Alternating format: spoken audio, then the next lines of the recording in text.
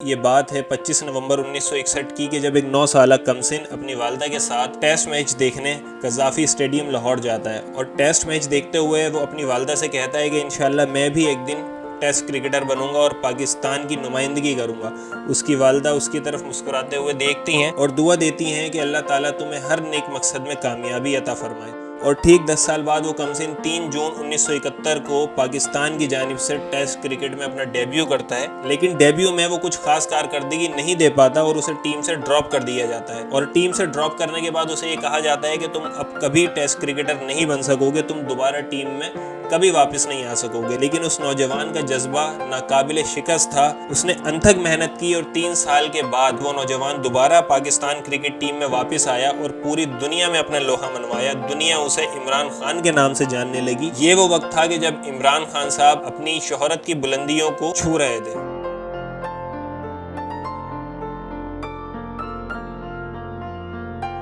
اور 1985 میں جب آپ کی والدہ اس دنیا سے رخصت ہوئیں تو اس کے بعد ہی آپ نے کرکٹ کو خیر بات کہہ دیا اور ریٹائرمنٹ لے لی، لیکن اس وقت کے صدر پاکستان صدر ضیاء الحق آپ کے پاس آئے اور انہوں نے کہا کہ پاکستان کرکٹ ٹیم کو آپ کی ضرورت ہے، ہم یہ چاہتے ہیں، پاکستان کی قوم یہ چاہتی ہے کہ آپ اپنی خدمات کو جاری رکھیں۔ تو اس کے بعد عمران خان صاحب نے اپنی ریٹائرمنٹ واپس لی اور دوبارہ پاکستان کو سرو کرنا شروع کیا۔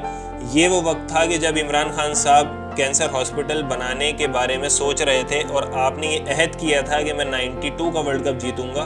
کیونکہ مجھے کینسر ہاسپٹل بنانا ہے۔ تو شاید قدرت کو کچھ اور ہی منظور تھا، آپ نے پاکستان کو عالمی چیمپئن بنایا، آپ پاکستان کے لیے ورلڈ کپ جیتے، اور یہ وہ وقت تھا کہ جب عمران خان اپنی شہرت کی بلندیوں پر تھا اور پاکستان میں ہر زبان پر ایک ہی نام تھا، عمران خان، عمران خان۔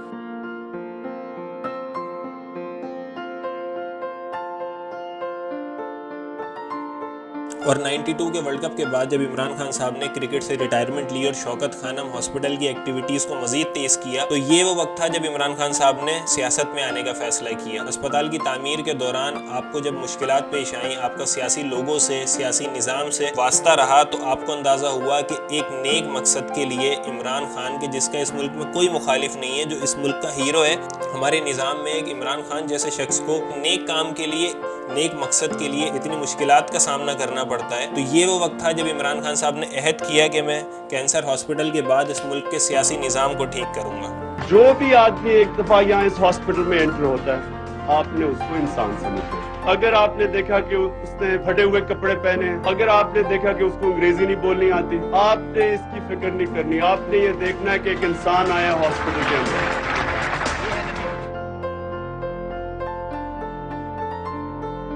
اور 1994 میں شوکت خانم ہاسپٹل کے قیام کے بعد جب آپ نے پاکستان تحریک انصاف کی ابتدا کی، تو تمام روایتی سیاستدان آپ کا یہ کہہ کر مذاق اڑاتے تھے کہ یہ کھیل کا میدان نہیں ہے،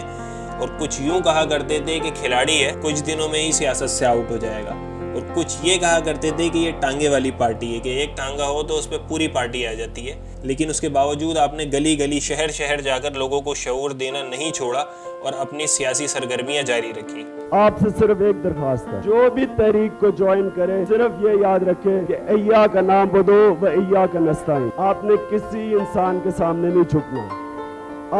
ہمیں صرف دلیر لوگوں کی ضرورت ہے، بزدل لوگوں کی ضرورت نہیں۔ اور اس سیاسی سرگرمی کے ساتھ ساتھ جب 2005 میں عمران خان صاحب کو بریڈفرڈ یونیورسٹی لنڈن کی جانب سے چانسلرشپ آفر کی گئی، تو آپ نے چانسلرشپ قبول کرنے پر یہ شرط رکھی کہ میں اس چانسلرشپ کا معاوضہ نہیں لوں گا، لیکن میں یہ چاہتا ہوں کہ پاکستان میں میرے نوجوانوں کے لیے، وہ نوجوان کے جو بیرون ملک جا کر تعلیم حاصل نہیں کر سکتے، ان کے لیے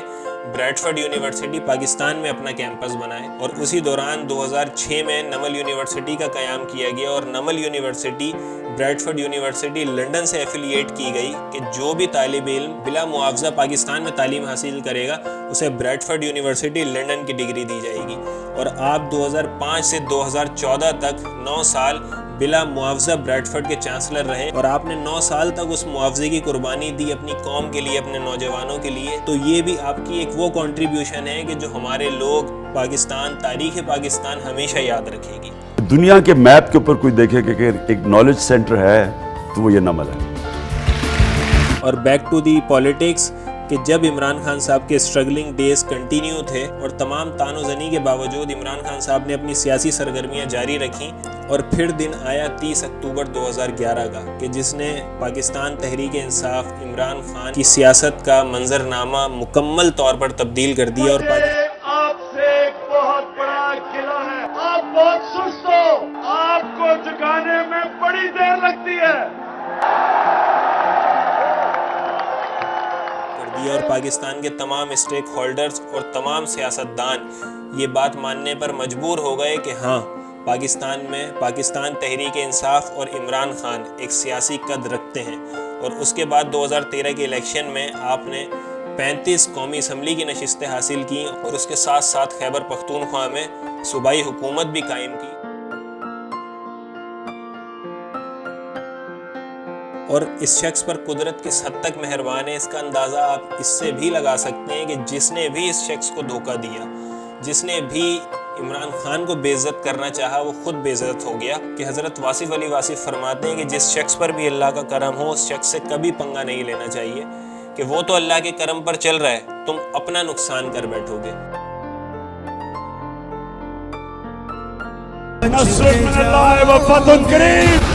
اور 22 سال کی جد و جہد کے بعد جب عمران خان صاحب نے وزارت عظمیٰ کا حلف اٹھایا تو اللہ تعالیٰ نے آپ سے کچھ ایسے کام لیے کہ جسے تاریخ پاکستان اور تاریخ اسلام میں ہمیشہ یاد رکھا جائے گا، جس میں top of the list Islamophobia کی قرارداد جو آپ نے یونائٹڈ نیشنز میں اپروو کروائی، اور اس کے ساتھ سیرت النبی کا حکومتی سطح پر سلیبس میں شامل کرنا کہ جو تاریخ پاکستان میں اس سے پہلے کبھی نہیں کیا گیا۔ OIC کانفرنس کے پاکستان کو 4 مہینے میں 2 مرتبہ OIC کی کانفرنس کی میزبانی کرنے کا موقع ملا۔ القادر یونیورسٹی کا قیام کہ جو صوفی ازم پر ریسرچ کرے گی، اور اس کے ساتھ ساتھ 10 نئے ڈیمز پر کام شروع کیا گیا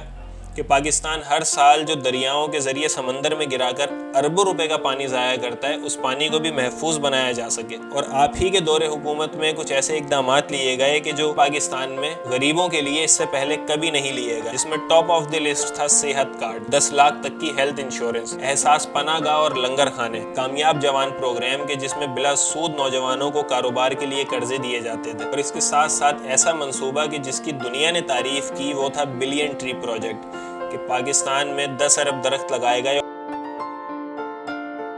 اور اس کے ساتھ ساتھ جس انداز سے آپ نے اپنے قوم کی، اپنے نوجوانوں کی تربیت کی، اس کی بھی تاریخ میں کوئی نظیر نہیں ملتی۔ آپ نے ایتھکس، مورلز، لیڈرشپ، توکل، ان تمام ٹاپکس پر اس انداز میں اپنے نوجوانوں کی، اپنی قوم کی تربیت کی کہ جس طرح ایک باپ اپنی اولاد کی تربیت کرتا ہے۔ جو چیمپئن ہوتا ہے نا اس کو ہار ہراتی نہیں ہے، وہ ہار سے ڈرتا نہیں ہے۔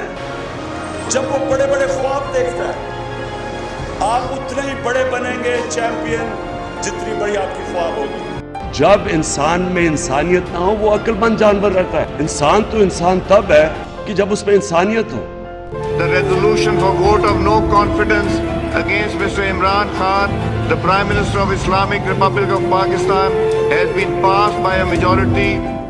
اور میں جس شخص کی بائیوگرافی آپ کے ساتھ شیئر کر رہا ہوں، اور مورخ لکھے گا کہ قدرت نے اس عظیم انسان کی قربانیوں کو،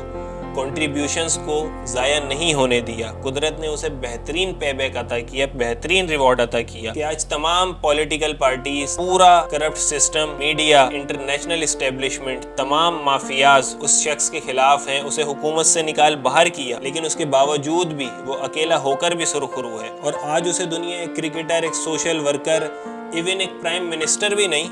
اسے عالم اسلام کا لیڈر مانتی ہے، اسے عالم اسلام اپنا لیڈر مانتا ہے۔ شاید اسی پیرائے میں علامہ اقبال نے فرمایا ہوگا کہ اللہ کو پامردی مومن پہ بھروسہ،